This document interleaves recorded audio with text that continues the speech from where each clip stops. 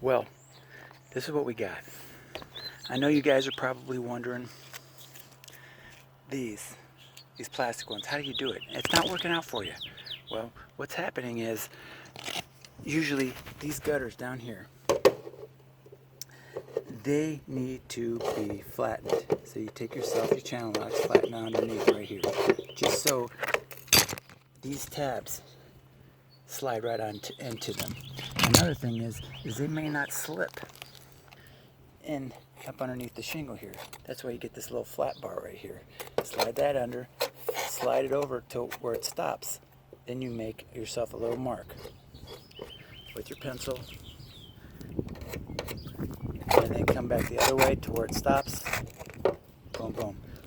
Then you lay out your board, bring it, bump it, mark,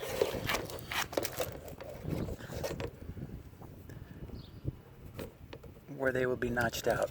Then they should slide in and clip right on in. A lot of people think that these will go like this, but no, the screen actually goes upwards. Thanks.